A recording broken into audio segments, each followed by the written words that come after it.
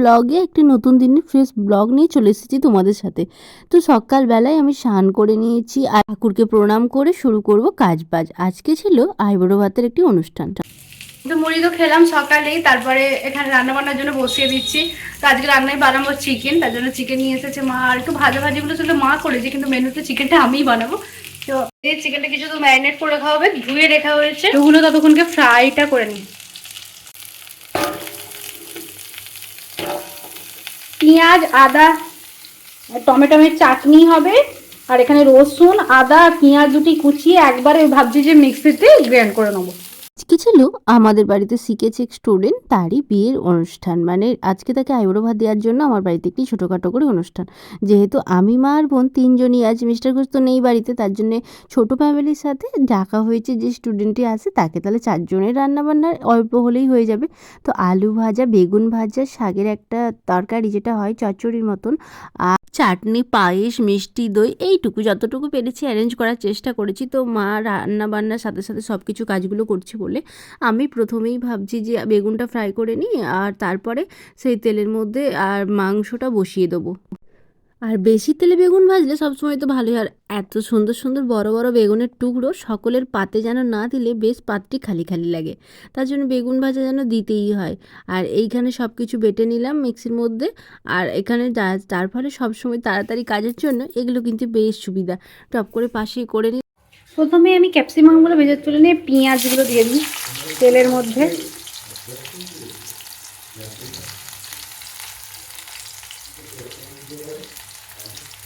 এটা ভালো করে ফ্রাই হওয়ার পর আমি টমেটো দেবো। কি অনেক স্টুডেন্টই তো আমাদের বাড়িতে শিখে, কিন্তু সবারই ক্ষেত্রে আমাদের তো করা সম্ভব নয়। কিন্তু এইগুলো আমরা টিম নিয়ে কাজ করে থাকি যখন, সব সময় আমাদের সাথে স্টুডেন্টগুলি থেকে থাকে। তাই বোন এদেরকে একটু বেশিই ভালোবেসে এদেরকে একটা করে আইবুড়ো ভাত দেওয়া হয় আমাদের বিয়ের আগে। ওপর থেকে দিয়ে দিয়েছি টমেটোমের কুচি।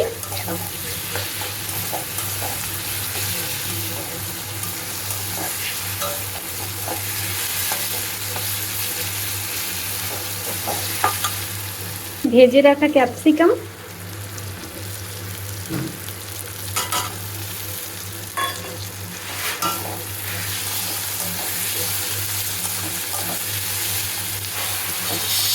রান্নার বান্নার ডিপার্টমেন্টগুলি কম কম থাকলেও চিকেন বলো, মাটন বলো, আর ডিম বলো, মাছ বলো, এই টুকটাক রান্নাবান্নাগুলো আমি ভালো মতোই পেরে যাই। বাট এগুলো কোনো কোনো ক্ষেত্রে নতুন নতুন রান্না, যেমন হচ্ছে কোনো শাকের তরকারি, কোনো পাঁচমিশালি রান্না, এগুলো একটু একটু এদিক ওদিক হতেই পারে, কখনো ঠিকঠাক ভালো করে শিখি না।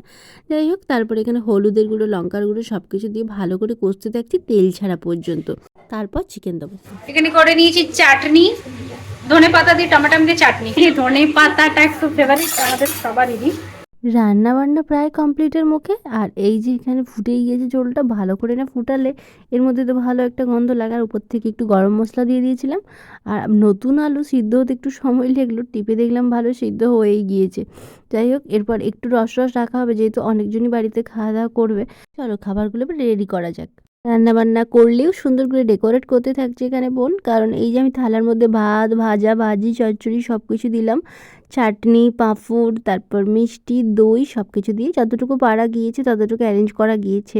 আর মাছও ছিল, বললো খাবো না আমি মাছ, আমাকে অল্পই খাবার দাবার দিতে, সেটুকু দিয়ে। আর আমাদের বাড়িতে যেটা গিফট দেওয়া হবে আমাদের বাড়ির তরফ থেকে, সেটা বল আজকে আইবুড়ো ভাত খাইয়ে দেওয়া হবে। ফুল দিয়ে সুন্দর করে সাজানোর পর এই লাল রঙের একটি মানে ওর যেটা বিয়ের দিন ব্যবহার করতে পারবে এরকম একটি সুন্দর ব্যাগ দেওয়া হচ্ছে।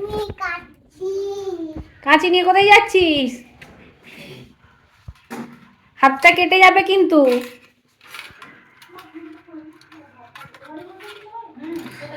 এই যে দইটি রাহিকে খেতে ইচ্ছে করেছে, ও দই খাবে বলে দই কাটতে বসেছিল, আমি আবার কেটে দিলাম, ও খাক। আর এই যে মিষ্টি দইটি ওর বিরাট পছন্দের, সুন্দর করে সাজিয়ে ফুল দিয়ে দেওয়া হয়েছে। এরপরও খেতে থাকবে, আর সাথে সাথে দু একটা ফটোও তোলা হয়েছে। একে আমি অনেক জায়গাতেই অ্যাসিস্ট্যান্ট হিসেবে নিয়ে গিয়েছি। ও তাছাড়াও আমাদের বাড়িতে কোনো সময় সাজানোর সময়, কাজের সময় এসেই থাকে, আর কোনো সময় না বলে না। যার ফলে একটা অন্যরকমই টান বা ভালোবাসা চলেই এসেছে ওদের প্রতি। আর ওর বিয়ে হচ্ছে সামনে সামনেই, দুদিনই বিয়ে বাড়িতে সাজাতে যাবার জন্য বুকিং করেছে আমাদেরকেই। যার ফলে দুদিনই দুটো লুক ওকে দেওয়ার চেষ্টা করব। আর আমার বোনের আছে আবার অন্য দূরে একটা ব্রাইড, তার সেখানেও চলে যাবে, যার ফলে এই দিকে এদিকে দুটো ব্রাইড আমাকে ম্যানেজ করতে হবে। তো সাথে থাকবে তোমরা, ব্লগের পাশে থেকো, নিশ্চয়ই সব কিছু আমি ব্লগ নিয়ে তোমাদের কাছে আসবো। আর ভালো লাগলে চ্যানেলটিকে অবশ্যই সাবস্ক্রাইব করে দিও। এই হচ্ছে ওর গিফটটি দিতে থাক। আর বোন সাথে সাথে ওর সাথে একটু ফটো স্লট নিচ্ছে, আর রাহি সব কিছু দই খেতে খেতে ওর সাথে হ্যাপি বার্থডে বলছে। আর সবারই কথোপকথন তুললাম না, তোমাদের সাথে আমি সব কিছু শেয়ার করে দিলাম। আর তারপর এখানে গিফট দেখে ওর খুব পছন্দ হয়েছে। পছন্দ একদম খুব সুন্দর। বিয়েতে এটা ইউজ করবে, ওকে সেই হিসেবে কাজে লাগার জন্য দিয়েছে। এবার সুন্দর একটা ছবি তুলবো। সব কিছু তো ছবি টবি তুলে দিলাম, তারপর ও খেতে শুরু করার জন্য ওকে বলছে। আর সত্যি ব্যাগটা বেশ আমারই পছন্দ হয়েছে, নতুন কনের জন্য একদম পারফেক্ট ব্যাগটি হয়েছে। তারপর সব রকমের ছবি তোলা হলো, ওকে খাওয়ার জন্য অনুরোধ করা হচ্ছে যে খেয়ে নি সব কিছু, বলছে দিদি তোমরাও খাবার রেডি করো, খাও, এরকম বলছেন যে না তুই খা, তুই খেতে শুরু কর, তারপর আমরা একসাথে সবাই মিলে বসে পড়বো। ও খেতে থাক। আজকে মেনুগুলো আমি বানিয়েছি, মা একটু হেল্প করেছে, আর এ হচ্ছে ভিডিও করেছে যতটুকু রান্না আমি নিয়েছি। আর এই হচ্ছে যে গিফট ওকে দিয়েছি, কিন্তু এখন খেয়ে নি, খাওয়া দাওয়া শুরু করেছি। রান্নার টেস্টটা কেমন হয়েছে সেটাও খেয়ে বলবো। হয়েছে ঠিক আছে, শুধু ভাত খেয়েছে, ভাত আর বেগুন ভাজা খেয়েছে, কিচ্ছু রান্না করতে পারি না, কারণ বাড়িতে প্রচুর মিস্ত্রি লাগছে, যার ফলে মানে তাড়াহুড়োর মধ্যেই করেছি অল্প করে।